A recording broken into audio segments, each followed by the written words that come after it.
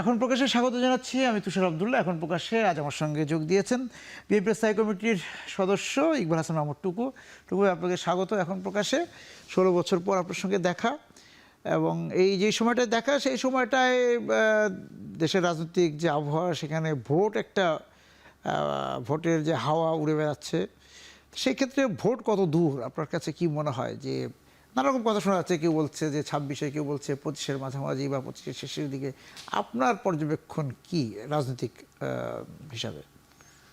না, প্রথমেই তোমাকে শুভেচ্ছা জানাই এবং ধন্যবাদ জানাই যে তুমি আমাকে আমন্ত্রণ করেছো তোমার এই শোতে, এবং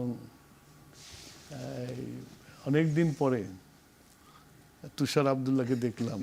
আমি যখন তুষার আব্দুল্লাহ দেখলাম তখন তুষার আব্দুল্লাহ চুলগুলো কালো ছিল, এখন তোমার চুল অনেক সাদা হয়ে গেছে। এটা অবশ্য উইজডমের লক্ষণ আর কি।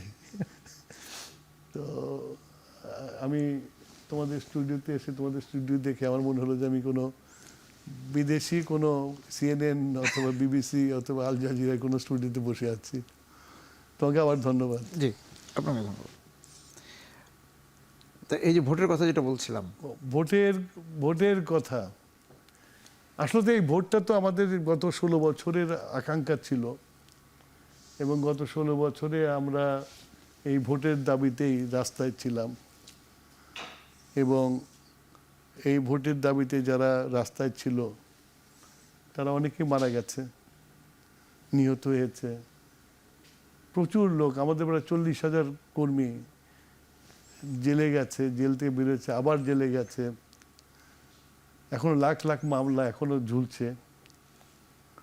এটা ছিল পুরোটাই ভোটের জন্য আর কি। যে মানুষের যে অধিকার, সেই অধিকারটা আওয়ামী লীগ সরকার এসে শেখ হাসিনার নেতৃত্বে মানুষের কাছ থেকে কেড়ে নেওয়া হয়েছিল। সেটার দাবিতে আমরা আন্দোলন করেছি। আন্দোলন করে আমাদের নেত্রী দেশনেত্রী বেগম খালেদা জিয়া, তাকে মিথ্যা মামলা দিয়ে জেলে পোরা হয়েছে। জেলে পুরে উনি হেঁটে জেলে গেছেন, কিন্তু আজকে ওনাকে হুইল চেয়ারে পড়তে হচ্ছে। এরকম একটা অত্যাচার, সবচেয়ে বড় নিদর্শন এইটি হলো উনি হেঁটে জেলে ঢুকেছিলেন, উনি হুইল চেয়ারে বিদেশ গেলেন, এখন বিদেশে গেছেন। এরকম নির্মম একটা অবস্থার সৃষ্টি করে, একটা ভয়াবহ অবস্থার সৃষ্টি করেছিল। আয়নাঘর সৃষ্টি হয়েছিল, মানুষকে দিনের বেলায় গুম করে ফেলা হতো। ইলিয়াসের মতো নেতাও গুম হয়ে গেছে। তারপরে আমাদের চৌধুরী আলম প্রথম গুম হয়ে গেছে। এরা তো কেউ ফেরত আসে নাই।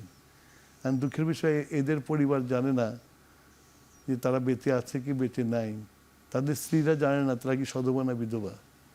এরকম একটা পরিস্থিতি থেকে যখন ছাত্র জনতা মিলে একটা গণভ্যুত্থান করে এরকম একটা অত্যাচারী একজন শাসককে বিদায় করতে পেরেছিল, এবং শাসককে পালিয়ে যেতে হয়েছিল, সেই যে আকাঙ্ক্ষা যে এই দেশে একটা নির্বাচন হবে, নির্বাচন হয়ে একটা সরকার আর নির্বাচিত সরকার আসবে, যে সরকার মানুষের চাওয়া পাওয়ার জবাবদিহিতা করতে পারবে। আজকে প্রায় 5 মাস পার হয়ে গেল। জি, 5 মাস, কিন্তু মানুষ কিন্তু এখনো এই নির্বাচনের কোনো কিছু দেখতে পাচ্ছে না। এক এক সময় এক কথা বলা হচ্ছে, কোনোটার সাথে কোনোটার মিল নাই, কন্ট্রাডিকশন মনে হচ্ছে।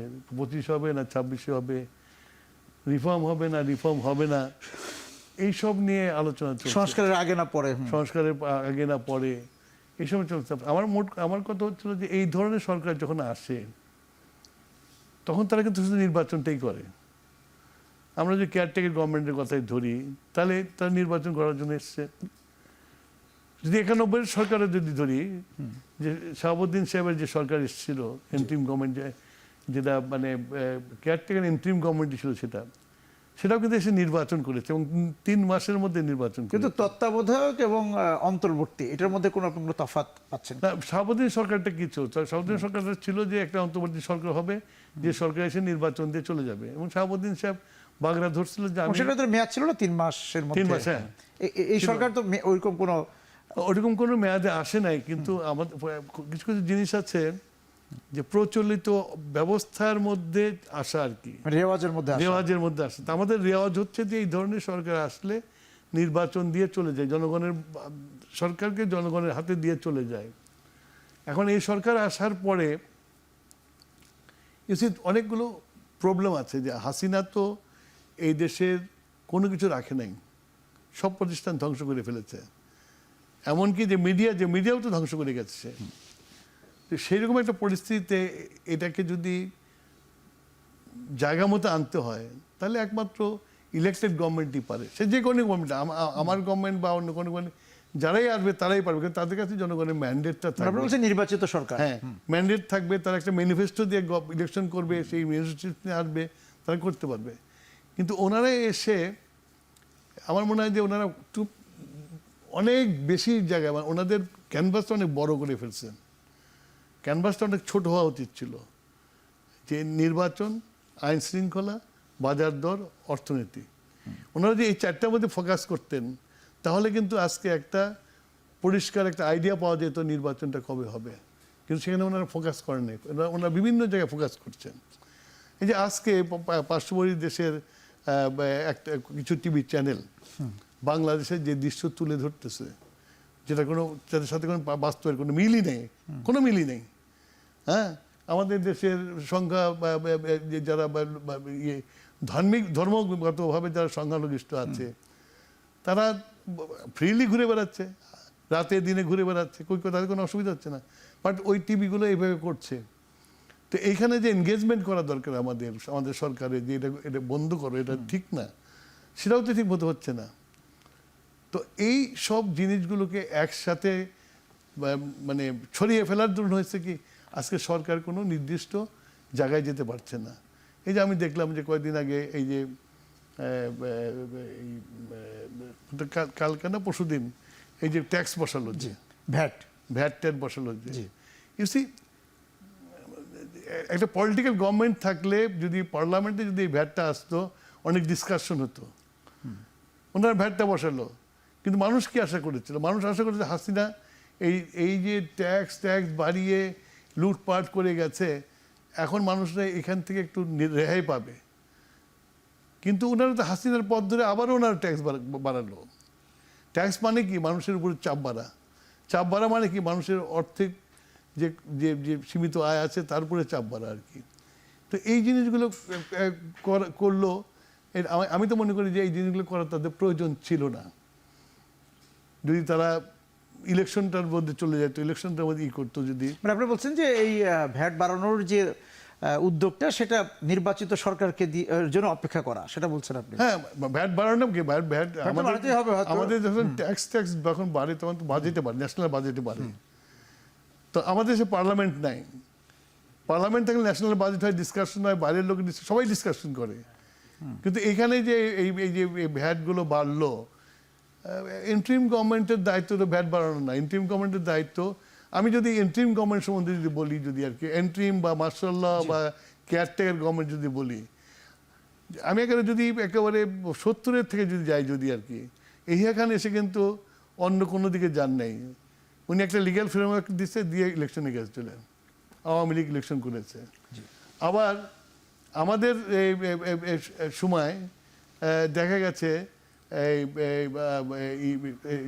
শেখ মুজিবের পরে যে আপনার আমাদের প্রতিষ্ঠাতা শহীদ প্রেসিডেন্ট জিয়াউর রহমান জোনাল, উনি কিন্তু ইলেকশন দিয়ে দিচ্ছে, ইলেকশন দিয়ে একটা পলিটিক্যাল গভর্নমেন্ট নিয়ে আসছেন। তা আবার যদি আমরা 91-এর গণ অভ্যুত্থান দেখি, তো ওনারা এসেও কিন্তু ইলেকশন দিয়ে গেছে। তো প্রত্যেকটা গণ অভ্যুত্থানের পরে যে সরকারগুলো আসে, তাদের প্রথম প্রাইম কাজ হয় ইলেকশন দেওয়া। কিন্তু এখানে তো তারা বলছে যে আমাদের সংবিধান বা যেই পদ্ধতিতে নির্বাচন হয়, যেই পদ্ধতিতে রাজনৈতিক দলগুলো নির্বাচন করে আসে, জাতীয় সংসদে যে প্রতিনিধিত্ব, সেইখানে একটু সংস্কার আনা দরকার, সেই জন্য তারা সংস্কার কাজ করতে। এই ম্যান্ডেটটা কে দিচ্ছে তাদেরকে? না, ওই যে জনগণের অভ্যুত্থানের মধ্য দিয়ে তো তারা এসছেন। হ্যাঁ, জনগণের প্রতিফলন, জনগণের আকাঙ্ক্ষার প্রতিফলনে হচ্ছিল যে ম্যান্ডেটটা, সে ম্যান্ডেটটা হচ্ছে জনগণ ভোট দিতে পারছে না, সেই জন্য সেই ভোটের অধিকারের জন্যই, এবং হাসিনার যে নির্যাতন এবং নিষ্পেষণের জন্য কিন্তু এই গণ উত্থান হয়েছে। মানুষের জীবন অতিষ্ঠ হয়ে গেছে, লুটপাট করে দেশটা করে দিয়েছে, জিনিসপত্রের দাম বেড়ে গেছে, মানুষ দীর্ঘদিন যাবৎ এই চাপে ছিল, সেই চাপ থেকে বেরোনোর জন্য মানুষ বেরিয়ে পড়ছিল। তো সেই জিনিসটাই তো হচ্ছে না। আর আপনার মনে হয় যে যদি সংস্কার ছাড়া ভোট হয়, রাজনৈতিক দলগুলো যদি ভিতরে নিজেদেরকে সংশোধন পরিশোধন না করে, তাহলে আবার একই প্রক্রিয়ার মধ্যে বাংলাদেশের আচ্ছা, রাজনীতি যাবে? আমি একটা কথা, একটা উল্টা প্রশ্ন আমি তোমাকে করতে চাই, যে রাজনীতিবিদদেরকে সংস্কার করতে হবে, এই রাজনীতিবিদরাই তো জনগণের কাছে যায়, জনগণের কাছ থেকে ভোট নিয়ে আসে।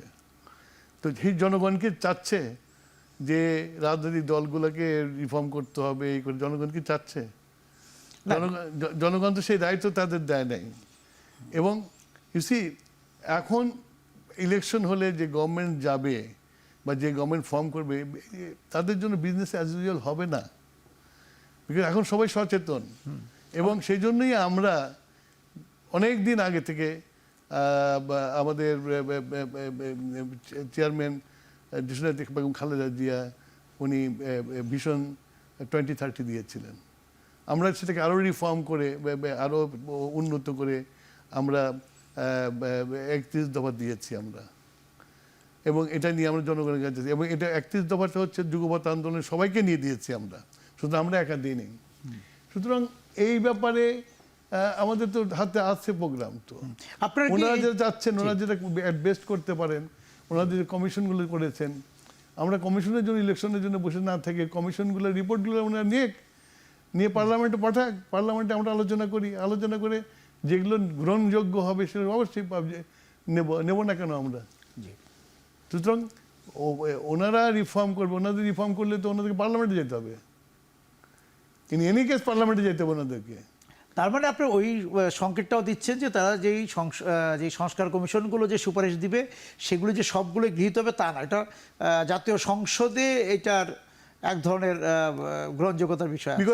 বিকজ যারা এই যে কমিশনের যারা চেয়ারম্যান হয়েছে, মেম্বার হয়েছে, তারা কি কোনো ম্যান্ডেট নিয়েছে জনগণের কাছ থেকে? গণ অভ্যুত্থান ইজ নট এ ম্যান্ডেট। আমরা এটা তো জন আকাঙ্ক্ষার তো একটা অংশগ্রহণ ছিল এখানে। গণ আকাঙ্ক্ষার এইগুলো এই 6 জন লোকই বোঝে, আর আমরা কেউ বুঝি না যারা রিফর্ম তৈরি করবে। আপনারা বুঝেন, কিন্তু আপনারা তারা একটা গাইডলাইন দিতে পারে, আমরা বলছি তো যারা যেটা যে করতে বলে আমরা আলোচনা করবো, পার্লামেন্ট আলোচনা, ইট ইজ পার্লামেন্ট আলোচনা, মানে পাবলিকলি আলোচনা হবে, এটা পাবলিক দেখবে, তাই না? তো ন্যাচারালি আমরা তো বলছি না যে আমরা রিফর্ম করবো না, আমরা রিফর্মে তো আমরা আছি। আপনি রিফর্ম করবেন টুকু ভাই। আমি যেটা হচ্ছে যে 2001-এর মন্ত্রিপরিষদে আপনি ছিলেন, আপনি সক্রিয় রাজনীতিতে আছেন, স্থায়ী কমিটিতে আছেন। তো এই যে বিগত সরকারের সময়কাল আপনি দেখেছেন, তারপর জন অভ্যুত্থান দেখেছেন, অন্তর্বর্তীকালীন সরকারকে দেখছেন, এই যে আপনি যেটা বলছেন যে সংস্কার কমিশন হয়েছে, এগুলো দেখে যে 15 বছরের শাসনের পর জনগণের যে ম্যান্ডেট বলেন বা জনগণের যে প্রতিক্রিয়াটা দেখলেন, তারপর আপনারা নিজেরা এখন কি ভাবছেন যে আগামীতে আপনাদের রাজনীতি, আপনারা যদি সরকার গঠন করেন কীভাবে, সেটা কি 2001 থেকে তো নিশ্চয়ই এখন 2024 বা 25 তার 25-26 তো এক হবে না, সেইখানে আপনারা নিজেরা কি আলোচনাটা করতেন সেটা শুনবো বিরতি থেকে ফিরে এসে। দর্শক, এখন প্রকাশ্যে বিরতিতে যাচ্ছি, ফিরে এসে কথা হবে। সঙ্গে আছেন ইকবাল হাসান মাহমুদ টুকু।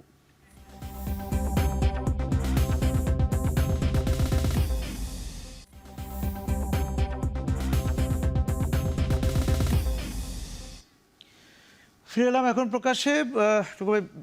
বিরতিতে যাওয়ার সময় জানতে চাচ্ছিলাম যে আপনারা কি হোমওয়ার্ক করছেন। তুমি যেটা বললে যে আমি এবারকার গণ অভ্যুত্থান দেখেছি, সরকারের ছিলাম, তার সাথে আরেকটু অ্যাড করে দেখি।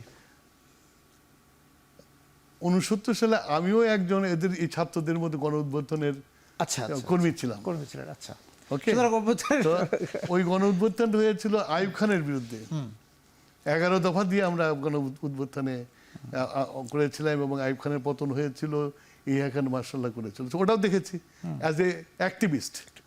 আর এটা দেখেছি একজন বৃদ্ধ পলিটিশিয়ান হিসাবে, প্রবীণ পলিটিশিয়ান হিসেবে দেখেছি ছাত্ররা।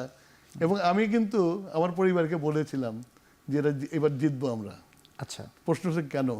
না, আমার যে চেহারা ছিল 69-এ, ওদের একই চেহারা। আচ্ছা, কেননা রক্ত দিতে পারে শুধু তরুণেরা। ওই কবি লিখছে না যে এখনই যুদ্ধে যাওয়ার সময়, তারুণ্য হলো ওইটাই। তো তাই আমি বলেছি আমার পরিবারকে, আপনি বলছিলেন যে শ্রমিক এবং ছাত্র ছাড়া উদ্বোধন হয় না, ছাত্র পরিবর্তন হয় না, এবং সেটা এক হয়েছে, এক হয়েছে। যার জন্য এটা ঘটেছে। এবং পলিটিক্যাল পার্টিরা মিলে গেছে, সবাই যারা আন্দোলন ছিল মিলে গেছে, গণ উত্থান হয়েছে এখানে এককভাবে। এবং 69-টা বলা যায় যে ছাত্ররা এটা ঘটিয়েছিল, হ্যাঁ, ও পলিটিক্যাল পার্টি সবই ছিল সাথে। সুতরাং প্রত্যেকটা অ্যাকশনের পিছনে একটা কারণ থাকে, এবং কারণের পরে আইয়ুব খানের দুঃশাসনে গণ উত্থান হয়ে গেছিল, এবারও শেখ হাসিনার দুঃশাসনে গণ উত্থান হয়েছে।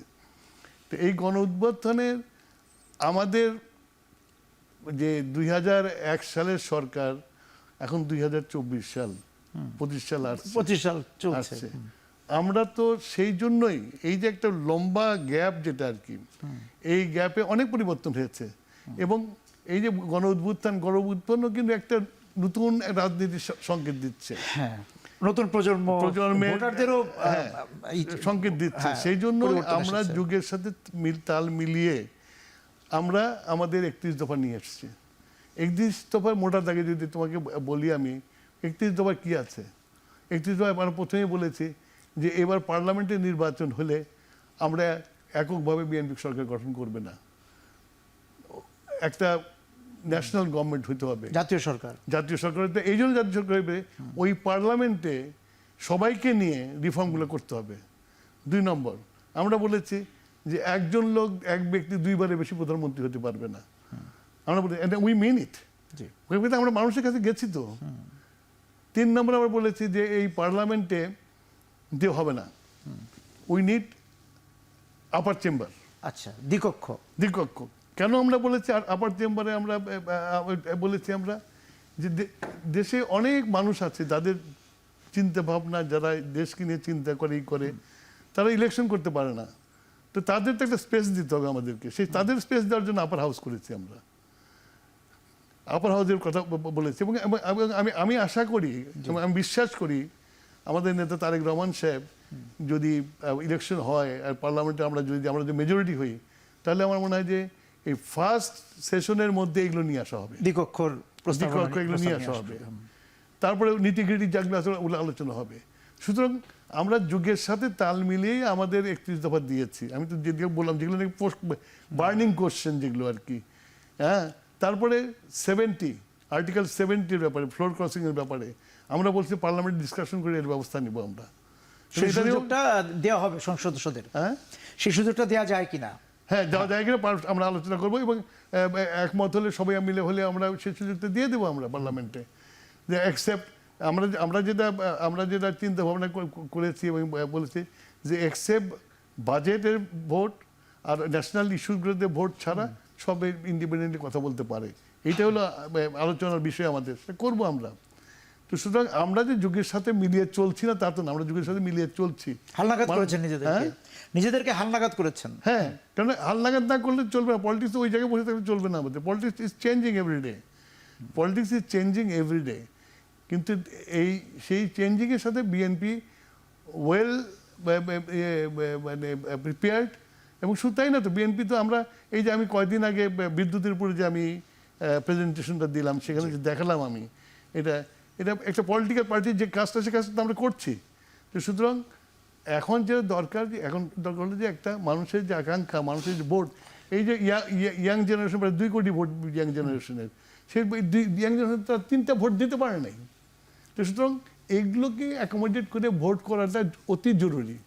আমি তো প্রথমেই বলে নিলাম যে এই ইস্যুগুলো কিন্তু বাড়ছে দিনে দিনে, এবং একটা মানে এন্ট্রিম গভর্নমেন্ট, যেটা নামে অন্তর্বর্তী সরকার তো ইনডিফিনিট পিরিয়ড থাকতে পারে না। 6 মাস হয়ে গেছে, আর ম্যাক্সিমাম 6 মাস আমরা নামলে মানুষ রাস্তায় নামবে। সেটা তো সামনের রাজনীতির কথা হলো। কিন্তু একটা বিষয় আপনি বলছেন, তরুণদের কথা অনেক বলছেন, তরুণদের চোখ সেই 69-এর মতো আপনাদের মতোই দেখা যাচ্ছে। এবং তাহলে এই যে সবাইকে সন্নিবেশিত করা আগামী সংসদে, সেই ক্ষেত্রে যারা এই অভ্যুত্থানে নেতৃত্ব দিল, যারা মাঠে আসলেন, তাদেরকে আপনারা কতটুকু সঙ্গে রাখার কথা ভাবছেন? আমি যেটা বলছি যে আমি প্রথমে তাদের কথা শোনা হচ্ছে তারা রাজনীতি করতে পারে, ব্যাকিয়েতে বসে আলোচনা করে বললাম যে ছাত্র জনতা লাগে উদ্বোধনের জন্য। আমরাও নিজেরাও অনেক বক্তৃতা বলেছি, যত জনতা লাগে, শ্রমিক জনতা লাগে, সেটাই শ্রমিক ছাত্র জনতা লাগে আর কি। তো সেইটা তোমার যুগের পরিবর্তন হচ্ছে তো।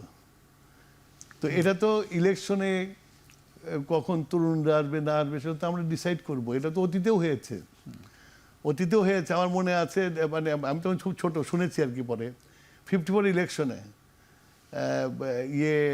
নুরুল আমিন সাহেব ছিলেন চিফ মিনিস্টার অফ বেঙ্গল, তাকে হারালো কে? 28 বছরের একটা ইউনিভার্সিটির ছাত্র আলী নওয়াজ।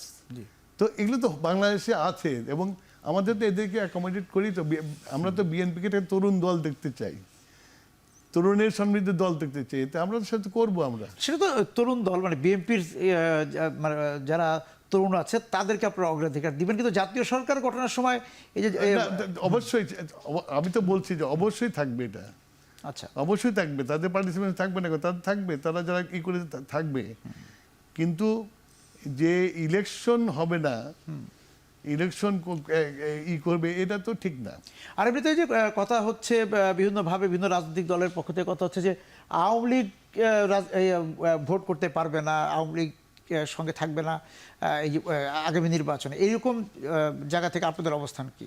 আমাদের অবস্থান পরিষ্কার। আওয়ামী লীগ যে অন্যায় করেছে, এই যে অল্প সময় 5-7 দিনের মধ্যে যে 2000-এর উপরে মানুষকে হত্যা করেছে, ওটাতে বাদ দিয়ে আমাদের যে 16 বছরের হত্যার সাথে যদি যোগ করি, যে এত মানুষের হত্যা করার পরে আমি তো মনে করি মানবতা বিরোধী কাজ করেছে তারা, তাদের সেই বিচারটা তো হতে হবে। তাদের সেই বিচারটা, যারা এর মধ্যে ইনভলভ ছিল তাদের বিচারটা হওয়া দরকার, খুব প্রয়োজনীয়। প্রয়োজনীয় না হলে পরে এরকম সবাই করবে ক্ষমতা থাকার জন্য। তো সেই জন্য বিচারটা হওয়া হচ্ছে। আওয়ামী লীগ মানবতা বিরোধী করেছে এবং আওয়ামী লীগের হিস্ট্রি কিন্তু এটা। বিচার হবে, কিন্তু এই যে ভোটে যেমন আওয়ামী লীগ তো এখনো ব্যান্ড হয় নাই। হ্যাঁ, আওয়ামী লীগ ব্যান্ড হয়েছে? না। তা আওয়ামী লীগ দিয়ে আজ পার্টি যদি আসে ইলেকশন করতে, পাওয়া যাবে কে?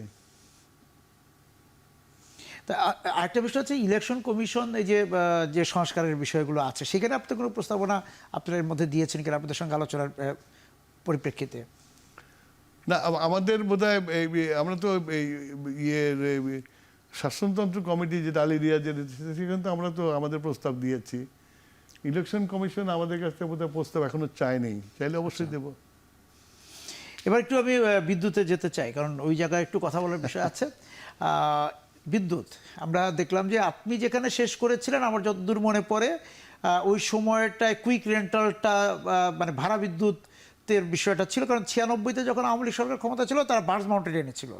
হ্যাঁ, বার্জ মাউন্টেন দিয়ে যখন আমরা কাজ করছিলাম, তারপর দেখা গেল যে 2001-এ যখন বিএনপি আসলো তখন তারা গেল যে না, কুইক রেন্টালের মাধ্যমে বিদ্যুতের সংকট মোকাবেলা করতে হবে।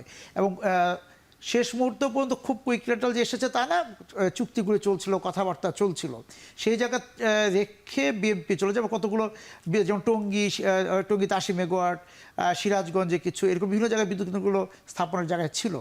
পরবর্তীতে আওয়ামী লীগ ক্ষমতা আসার পর কিন্তু অনেকগুলো বিদ্যুৎ কেন্দ্র হয়েছে বেসরকারি খাতে।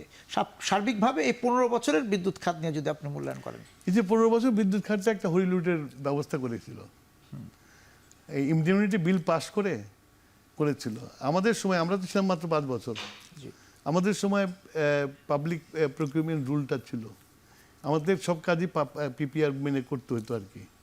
আর পিপিআর হচ্ছিল এটা সরকারের তৈরি করার জিনিস, মানুষের যেহেতু পাবলিক পারচেজ, পিপিআর মেনেই করতে হতো।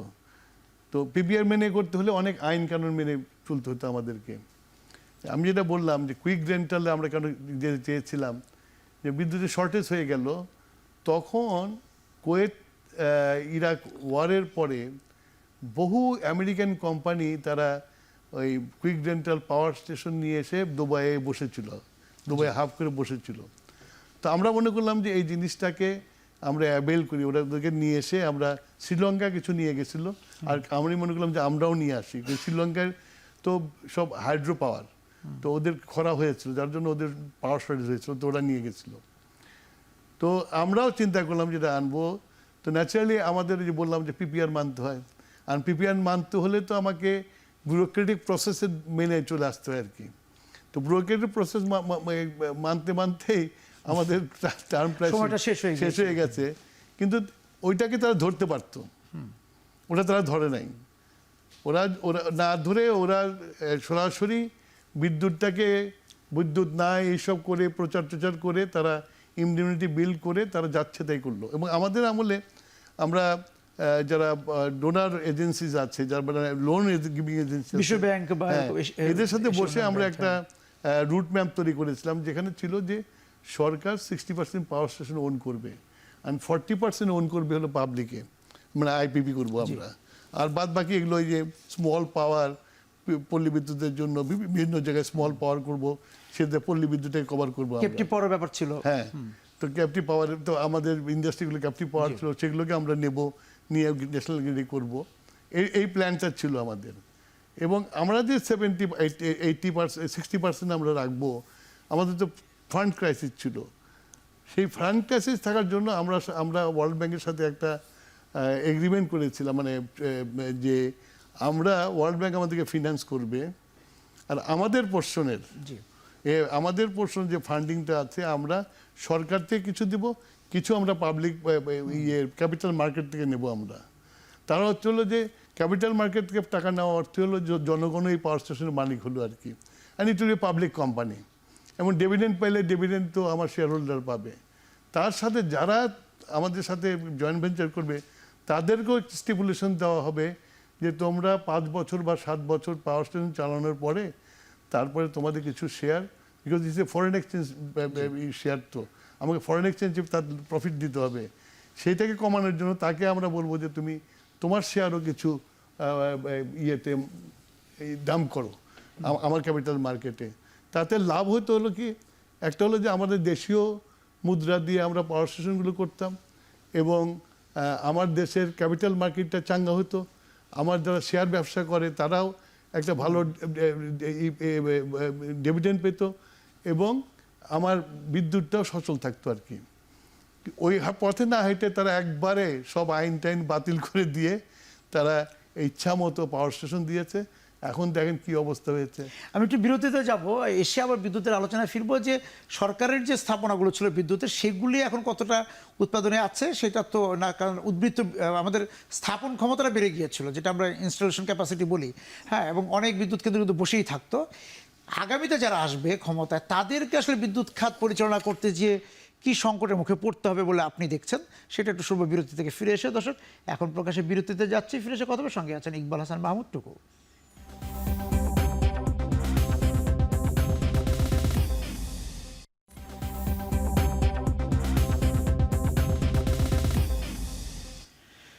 ফিরে এলাম এখন প্রকাশ্যে। বলছিলাম যে বিদ্যুৎ খাতের আগামীতে, এখন তো অন্তর্বর্তী সরকার একরকম ভাবে বিদ্যুৎ খাতকে মোকাবেলা করছেন।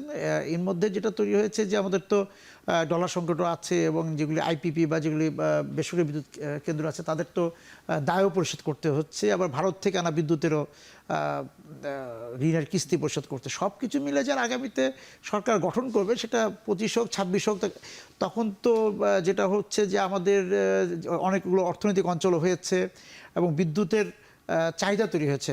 সেই জায়গা থেকে বিদ্যুৎ উৎপাদন কতটা সচল রাখা সম্ভব হবে চাহিদা মতো? এটা মানে তোমার প্রশ্নের উত্তরে যাওয়ার আগে আমি একটা কথা বলি, যে ওরা যে ইমডিউনিটি আইনটা পাস করে তারা যে কন্ট্রাক্টগুলো করেছে উইদাউট এনি টেন্ডার, এই কন্ট্রাক্টগুলো বিকজ অফ এই ইমডিউনিটি বিল এটা কেউ দেখতে পারেনি। আমি তো মনে করি এখন এই বিলটা ক্যান্সেল হয়ে গেছে, হাইকোর্ট থেকে এটাকে বাতিল করে দিয়েছে। সুতরাং এখন সরকারের উচিত এই কন্ট্রাক্টগুলো পাবলিক করা। After all this is public মানি, প্রকাশ্যে আনা। এইটা কিন্তু এখন এই সরকার করছে না। 2 নম্বর হচ্ছিল যে হ্যাঁ, বিদ্যুতের বিল তোমাকে আমার পকেটে পে করতেই হবে, তার সাথে উপায় নেই, একটা সিস্টেম থেকে তো আর বন্ধ করে দেওয়া যাবে না কিছু। কিন্তু আমি তো মনে করি যে সরকারের উচিত বিফোর পেইং দ্য বিল বকেয়া, তাদের উচিত একটা তাদের সাথে নেগোসিয়েশনে বসা, যে কোথায় কোথায় তোমরা কি করতে পারো। যেমন ক্যাপাসিটি চার্জে এখন বিদ্যুৎ মানে করা হয়েছে, পাওয়ার স্টেশন বসানো হয়েছে, প্রাইভেটে বসিয়েছে, কিন্তু তোমার অগমেন্টেশন নাই, যার ফলে অটোমেটিক্যালি তোমার পাওয়ার স্টেশনটা বসে আছে। তো ওই পাওয়ার স্টেশনে মানে এই যে ক্যাপাসিটি চার্জটা পে করছি, উইদাউট টেকিং বিদ্যুৎ না নিয়ে আমি পে করছি।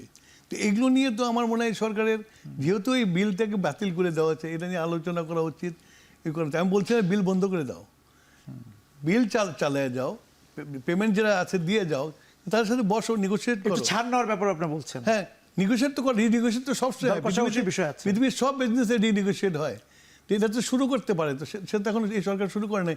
4 মাস 5 মাস শুনিও নাই যে একটা কমিটি করে দেওয়া হয়েছে, বিদ্যুতের এক্সপার্ট কমিটি করে দেওয়া হয়েছে, তারা এদের সাথে বসবে। পেমেন্ট দিচ্ছে ঠিক আছে, কিন্তু বসতে তো হবে। বসলে, নেগোসিয়েশনে বসলে জনগণ জানতে পারবে যে কি হয়েছিল আর কি পরিস্থিতি তারা এই কাজটা করেছে। এবং আমরা তো মনে করি এটা সবচেয়ে মানে এই যে হাজার হাজার কোটি টাকা পার হয়ে গেছে এই বিদ্যুৎকে এই করে, মানে পাচারের কথা আপনি পাচারে হয়ে গেছে বিদ্যুৎ করে। আমরা সরকারে আসলে আর একটা বলেছিলেন যে সরকারের যে পাওয়ার স্টেশনগুলো আছে সেগুলো কি বলছে, ওই 16 বছর তো মেনটেন্যান্সই করে নাই। আচ্ছা, কোনো ওভারহেড হয়নি, মেনটেন্যান্স হয় নাই, বা সরকার কোনো নতুন পাওয়ার স্টেশন বসা নেই। বলবে যে আমরা জয়েন্ট ভেঞ্চারে ইন্ডিয়ার সাথে করেছি ওই ইয়েতে খুলনাতে, তারপরে পায়রাতে জয়েন্ট ভেঞ্চার করেছে আর কি, মাদারবাড়িতে করেছে, মাতারবাড়ি। হ্যাঁ। কিন্তু জয়েন্ট ভেঞ্চার আর নিজের অর্থায়ন করার মধ্যে তো তফাৎ আছে। তো আমি তো নিজের অর্থায়নে করিনি, আমার নিজের অর্থায়নে যে পাওয়ার স্টেশন, পাওয়ার স্টেশন তো আমাকে ক্যাপাসিটি চার্জ পে করতে হবে। আপনার মন্তব্য কি? হ্যাঁ, রূপপুরের রূপপুর তো একটা মানে শেষ হস্তি। আচ্ছা, রূপপুরটা শেষ হস্তি। রূপপুরে তো অরিজিনাল পাকিস্তানের ছিল, আমলের ছিল হলো 70 মেগাওয়াট। আচ্ছা, রিঅ্যাক্টর তৈরি করবে আর কি। আর সেটা কস্ট বোধ হয় অ্যাবাউট $1 মিলিয়ন ছিল তখন। তো সেটা তো এখন এই রাশিয়া এসে করলো এটা। তো এখন এটা হচ্ছিল যে একটা হোয়াইট মানে এলিফেন্ট তৈরি করেছে, এবং টেকনোলজিও যে খুব মডার্ন টেকনোলজি তা না, করা হয়েছে। কিন্তু আমি একটা জিনিস করলাম, সেটা তো অগমেন্টেশন লাগবে, বিদ্যুৎ উঠে তো আমার গ্রিডে দিতে হবে। তো সে লাইনই তো আমি তৈরি করি নাই, গ্রিড লাইন তৈরি হয়নি না। তার তোমার অ্যাটমিক পাওয়ারের যে সাইকেল, আমি অত টেকনিক্যালি আপনার সাউন্ড, বাট আমি যত জানি আর কি, সেটাকে যদি আবার করে মানে স্টেপ ডাউন বা স্টেপ আপ করে আমার ন্যাশনাল গ্রিডে আমি যখন দেবো, সেই জিনিস তৈরি হয়নি এখনো। তার অর্থটা কি, যদি ওইটা তৈরি করতেও তো 2-3 বছর লাগবে। তার অর্থ যে আমার তো পেমেন্ট স্টার্ট ব্যবহার করতে পারছেন না। না, আমার পেমেন্ট স্টার্ট হয়ে গেছে, হ্যাঁ, বসিয়ে থেকে পেমেন্ট দেবো। আমি আমার বাংলাদেশের জনগণ কি এই লাক্সারিটা অ্যাফোর্ড করতে পারে? তার অর্থ থেকে তাদের ইচ্ছা মতো, দেশের কথা চিন্তা করা হয় নাই, ইচ্ছা মতো এই বিদ্যুৎ পাওয়ার স্টেশনগুলো বসিয়ে এখন দেশের মানুষের ঘাড়ের উপরে একটা বোঝা চাপিয়ে দিয়েছে। এবং বোঝা চাপিয়ে আজকে আমাদের অর্থনীতির এই যে মূল যেটা আর কি, আমার যে ফরেন এক্সচেঞ্জ রিজার্ভ, সেটাতে একটা বিষয় আমার যতদূর মনে পড়ে যে আপনার সময়কাল থেকেই কিন্তু আমরা রিপোর্ট করছিলাম, আপনার সাথে বহুবার এগুলো নিয়ে কথা হয়েছিল সেই সময়, যে প্রিপেড মিটার। আমরা দেখলাম যে প্রিপেড মিটারটা বড় বিড়ম্বনার কারণ হয়ে গিয়েছিল গত সময়ে। প্রিপেড মিটার আমার মনে হয় তোমার মনে আছে, তুমি আমার সাথে রিপোর্ট করেছো তখন। আমি প্রিপেড মিটারটা আমি চালু করেছিলাম, এবং আমি বুয়েটের সাহায্য নিয়েছিলাম, বুয়েট থেকে প্রিপেড মিটার তৈরিও করেছিলাম। এবং বনানী দিয়ে শুরু হয়েছিল তখন আমার যতদূর মনে হ্যাঁ, সিমেন্সেরও আমি প্রিপেড মিটার নিয়েছিলাম। সেখানে আমার সময় যে সিদ্ধান্ত হয়েছিল যে এটা তো আমাদের প্রিপেড টেলিফোন থেকে এই আইডিয়াটা আমি নিয়েছিলাম, এবং তখন সাউথ আফ্রিকাতে এটা খুব মানে পপুলার ছিল। তো আমি নিলাম এই জন্যই যে এইটা হলে আমার টাকাটা ফেরত আসছে, এই মিটার রিডারদের কেলেঙ্কারি ফেলেঙ্কারি এগুলো সব আমরা ঝঞ্ঝাট থেকে বেঁচে যাই। এই প্রিপেড মিটারে আমি হিসাব করে দেখলাম যে আমি যদি কেউ প্রিপেড মিটার নেয়, যেহেতু সে অ্যাডভান্স পে করছে, আর ওখানে বিল আসে, বিল পেমেন্ট করতে পারে 2 মাস লেগে যায়। তা আমি দেখলাম যে এইখানে আমি কত সাশ্রয় করছি। তা আমি হিসাব করে সাশ্রয় যেটা দেখলাম, তা আমি বললাম যে why not I share this with people, যারা কনজিউমারের সাথে করি। সেই জন্য বললাম যারা প্রিপেড মিটার নেবে তারা 10% রিবেট পাবে। তার মানে 100 টাকার কার্ড কিনলে 110 টাকা বিদ্যুৎ কিনতে পারবে। এখন তো রিভার্স হয়ে গেছে, এখন 100 টাকার কার্ড কিনলে 80 টাকার বিদ্যুৎ কিনতে পারে। এই যে তোমার 20 টাকাতে কোথায় যাচ্ছে? তারা নানান কথা বলে, মিটার চার্জ, এই চার্জ, ওই চার্জ বলে কাটে। এই টাকাটা কোথায়, কার পকেটে যায়? এই যে মানুষকে শোষণ করার একটা পথ বানিয়ে নিয়েছিল, এবং এই প্রিপেড মিটারকে আবার রিভিউ করতে হবে, এবং যাতে মানুষের 100 টাকার কার্ড দিয়ে 100 টাকায় বিদ্যুৎ কিনতে পারে, সেই ব্যবস্থা করতে হবে।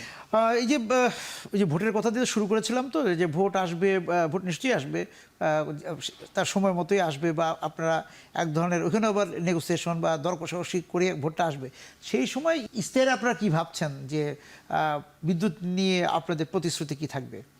না, বিদ্যুৎ নিয়ে আমাদের প্রস্তুতি যা থাকবে যে সুলভ মূল্যে বিদ্যুৎ যাতে মানুষের কাছে পৌঁছে যায় সেটার ব্যাপারে আমরা কাজ করব। এবং আমরা এই যে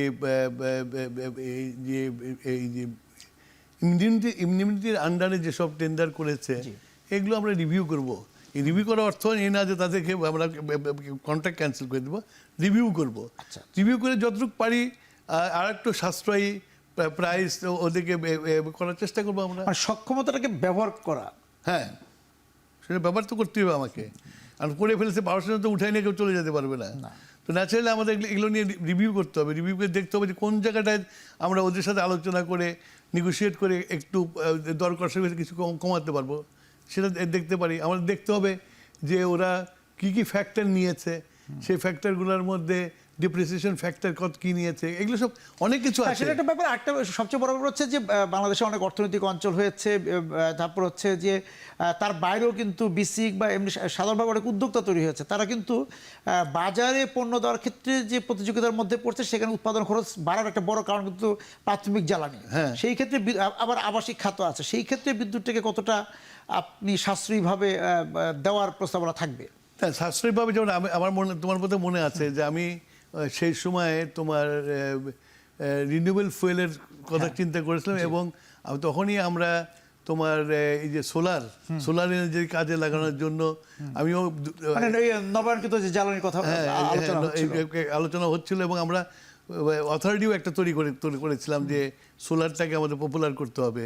এবং যার জন্য আমি বায়ুবিদ্যুতের ব্যাপার ছিল। হ্যাঁ, বায়ুবিদ্যুৎ ছিল। যেহেতু আমাদের দেশে উইন্ডের একটু ঝামেলা আছে, আমরা মহুরী ভ্যালিতে একটা লাগিয়েছিলাম, যাতে এখন কক্সবাজারে, হ্যাঁ কক্সবাজারে ওখানে কনস্ট্যান্ট থাকে আর কি, সেই জন্য। আর আমাদের এয়ার তো একদিকে থাকে না, সেই জন্য ইটস ভেরি ডিফিকাল্ট। তো ওটা করছিলাম। তারপরে আমরা স্মল রিভারগুলোতে হাইড্রো করা যায় কিনা সেটা আমরা ফিজিবিলিটি স্টাডি করছিলাম। You know, it's a huge thing. 5 বছর is not a sufficient time. মানে এগুলো উদ্যোগ নিয়েছিলাম, কিন্তু উদ্যোগকে কার্যকরী করার যে সময়টা লাগে সেই সময়টা আমার হাতে ছিল। তারপর হচ্ছে আগামীতে যদি আপনারা ক্ষমতা আসেন বা যারা দায়িত্ব নেক, বিএনপি যদি, আপনার দল যদি আসে, তাহলে সেটা হচ্ছে যে এই আগের যারা বিদ্যুতের যে বন্দোবস্তের জায়গাটা ছিল সেটাকে আপনারা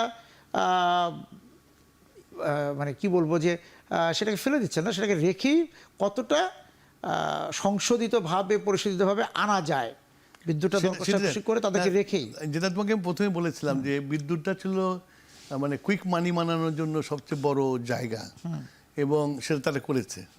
এই ক্যাপাসিটি চার্জের মাধ্যমে তারা এই কাজটা করেছে। 2 নম্বর হচ্ছে হলো যে প্রিপেড মিটার যে মিটার কেনা থেকে শুরু করে এই তোমার যে নেটটা তৈরি করতে হবে, সব তৈরি করতে সব তারা করেছে। তো তখনকার দিনের যে স্টেট মিনিস্টার ছিল তার বন্ধু বান্ধব, তার আত্মীয় স্বজন, প্লাস প্রধানমন্ত্রীর আত্মীয় স্বজন, যে নেটওয়ার্ক তৈরি হবে সেই নেটওয়ার্কের মালিক তারা করে এখান থেকে এই বিদ্যুতের বিলের মাধ্যমে পয়সা বাইর করে তারপরে হচ্ছে যে আপনি বলতে চাচ্ছেন আগামীতে আর বিদ্যুৎ কেন্দ্র টাকা উৎপাদন করবে না, বিদ্যুৎই উৎপাদন করবে। হ্যাঁ, মানে আগামীতে বিদ্যুৎ কেন্দ্র বিদ্যুৎই উৎপাদন করবে, টাকা উৎপাদন করবে না। আপনাকে অনেক ধন্যবাদ আজকে আমাদের সঙ্গে যোগ দেওয়ার জন্য। দর্শক যারা ছিলেন আজকে আমাদের সঙ্গে এই আলোচনায়, আপনাদেরকেও ধন্যবাদ জানিয়ে শেষ করছি আজকের এখন প্রকাশ। শুভরাত্রি।